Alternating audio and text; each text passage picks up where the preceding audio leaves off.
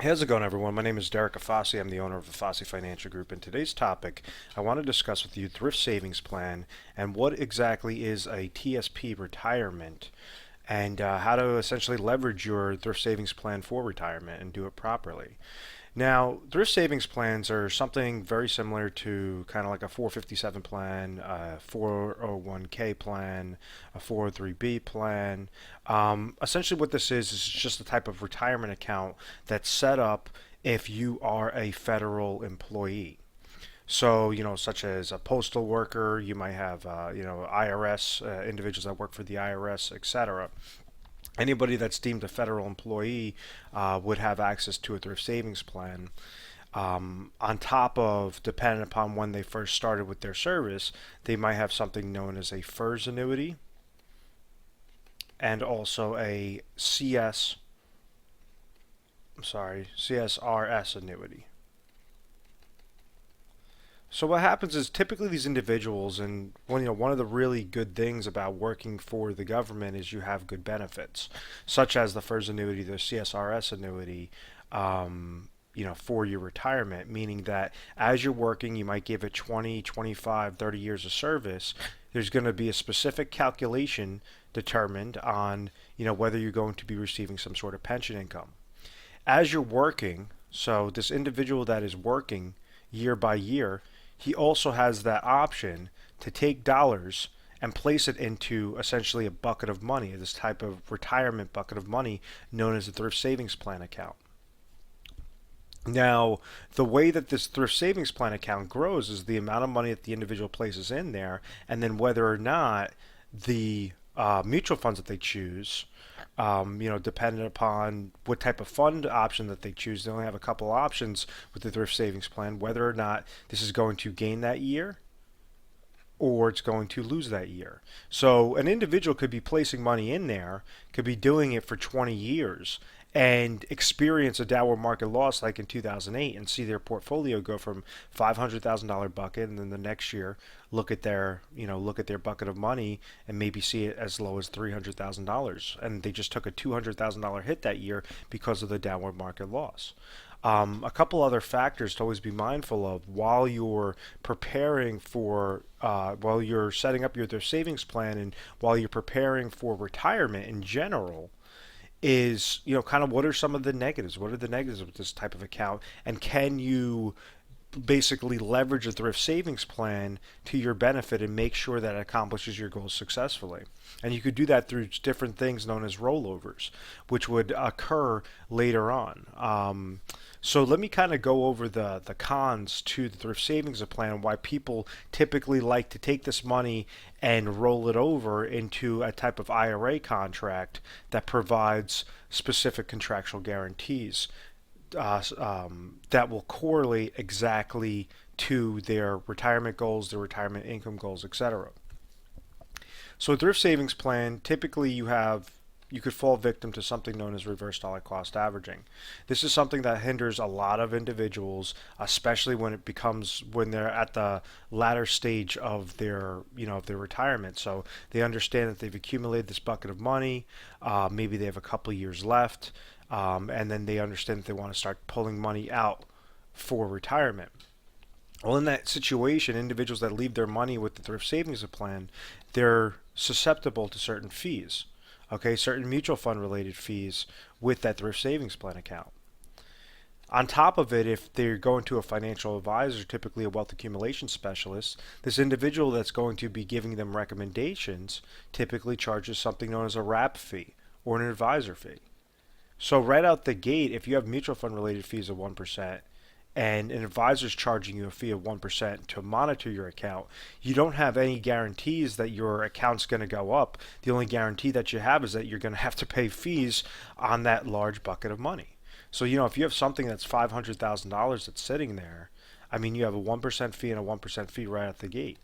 Now, if unfortunately the mutual fund performance that you chose, if that experienced some sort of downward market loss, like it did in 2008, the average portfolio lost 57%.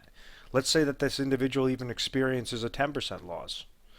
It's not going to be the 10% loss, it's going to be the 10% plus the wrap fee plus the mutual fund related fee. thus resulting down to minus 12%. Now, if this individual wants to try to pull out income from this account, a lot of times people do not know how to properly do that. So they play a guessing game. They say, okay, maybe I'll pull out 5% of income for that year, and hopefully by the time I keep pulling out 5%, 5%, 5%, I shouldn't outlive this money. Well, when you're incorporating reverse dollar cost averaging into the overall effect of taking money out of this retirement, or trying to get there successfully and get there on a safe, consistent basis, this reverse dollar cost averaging effect of negative aspects compound against that individual that's trying to really grow their accounts. So let's say if they take out 5% of income that year. At the end of the day, if you had $500,000 that's sitting there, they would have taken out 5%, but they would have ended up losing 5% plus 10% plus 1% plus 1%. And that would be minus 17% of pure value in there. So, when you're kind of grasping the concepts behind this, you have to understand that if you have a couple of downward market years, or even years that the market's not growing at all, and you're pulling money out of that account, there are no guarantees, there are no safety nets involved. Now, with TSP retirement, one of the things that we specialize on is we deal with a lot of individuals that have TSP plans. And what we do is when they call into their office, they say, hey, listen, I want to speak with a specialist. And we have, TSP specialists 24/7, 24 hours a day, 7 days a week, that would be able to take your calls. From there, we'll ask you a slew of questions, and we'll say, okay, listen, based upon your TSP plan, how long have you worked there? Are you eligible for some sort of rollover into an IRA, or even is that necessary? If we ask you a bunch of questions and what you're currently doing with your pension income and what you're going to be receiving through your Social Security income, and you're just kind of utilizing your thrift savings plan as your fund money, and you're not really having it set up for a specific goal, there's many times that we tell the individual, listen, just stay put. There's no need to do a rollover. But for those other individuals, majority of the times, we uncover some sort of need there, meaning that we understand that there's some sort of gap in where they currently are, and then where what their goals are for their retirement income planning. So the way that these goals could be accomplished through this IRA rollover from a TSP into an IRA rollover depends upon what type of IRA that they go into. Now, we specialize on safe, consistent planning, safe money planning. So you have some IRA contracts for that individual that says, listen, I just want kind of, Derek, where you explain that reverse dollar cost averaging effect. I just want to make sure that I'm not paying mutual fund related fees, I'm not paying advisor fees, and I'm eliminating downward market loss. I want to make sure that every single year I want my TSP money that's now going to be rolled over into an IRA so that it does not trigger off a taxable event. I want to have this bucket of money now essentially have a lid over it. Every year, on an annual basis, depending upon which contract you go into, depending upon which IRA contract you go into, you can utilize an indexing IRA contract where after every year, if that specific stock market index that you choose, if it goes up, then you're going to receive a portion of the gains. So essentially it's as if we're opening up that lid, pouring the gains inside, and then we're closing that lid back up, and now your bucket is bigger at the end of the day, at the end of the year. The next year, if the market goes down, well, rather than participate in that downward loss and have your bucket get reduced tremendously, that bucket's going to be completely sealed and completely closed. So you're going to gain 0% that year. So at all times with these indexing strategies, you have a floor of 0% and a cap up to a certain limit. A cap meaning, if you have a 10% cap and let's say the market gained 12%, well, then you're only going to gain a max of 10% into your account. The account gained 5%. If the market gained 5%, well, 5% is underneath the cap of 10, so you're going to gain 5% into your account. If the market loses 20% that third year, well, you have that floor of 0%. So that's one of the ways. It's a very popular way on individuals that do a TSP to IRA transfer. The other aspect would be for retirement income planning. And you could do this through IRA contracts that have income riders attached to these IRA contracts. Meaning that if an individual says, okay, listen, I'm getting money from my pension plan through work, through the government. I'm getting money through Social Security income, and I now have, a couple $100,000 sitting there, $500,000 that's sitting in my TSP account. I want to utilize a portion of this specifically for retirement income planning. So out of this number, maybe their specific goal is, $10,000 of extra income that they need, to live off of that year. Maybe their pension plan is paying them 30,000. Maybe their social security income is paying them 20,000, and they want to make sure that they're getting $60,000 per year. So we understand that they have a bucket of money of 500,000, but they have a specific retirement income need of $10,000, and they want to make sure that it's going to come to them, worst case scenario. So this is where you could use insurance companies that offer it's a IRA contracts offered through insurance companies through the form of annuities that you could attach income riders to, making sure that you're accomplishing your goal safely and successfully. Out of this $500,000, you could splice up a portion of it. Could You only want to have the portion set up for income be the lowest amount of dollars possible. So maybe in that scenario, out of this 500,000, maybe you only need $150,000 to go into some sort of annuity contract, such as like a hybrid annuity IRA, where you would turn on that spigot, within the year or within a couple of years, making sure that it equates exactly to that $10,000 of annual income, or $10,000 divided by 12, so that you could get that out in a monthly income. It's very flexible with the income option, so that it correlates to your pension, to your social security, and now you're leveraging that portion to essentially create your own personal pension plan. To make sure that you're having that peace of mind, and you're spending money, you're spending your retirement dollars with confidence in retirement.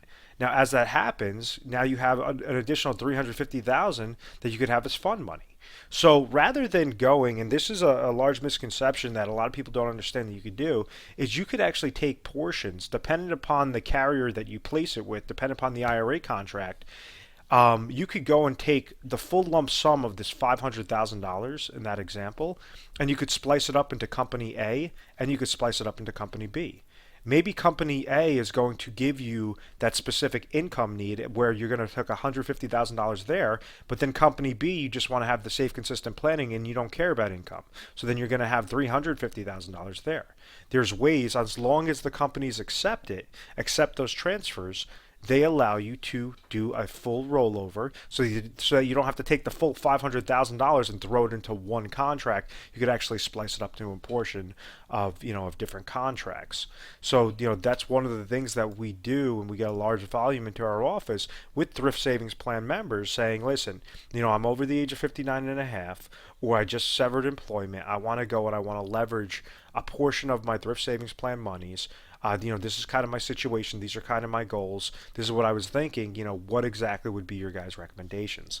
And we have an entire team designated for the Thrift Savings Plan, making sure that you're very comfortable throughout the entire process, that you're educated properly, either through the use of videos or the use of literature pieces, whatever specific to your type of learning curve. We make sure that we correlate that properly. We go through a system known as the Retire Sharp planning system. The name of our website is retiresharp.com, and our YouTube channel is Retire Sharp. Please make sure to subscribe to that so you have the most updated videos. But essentially what the Retire Sharp planning system does is, for the individual that we uncover a need and they say, yes, could you please show me some solutions?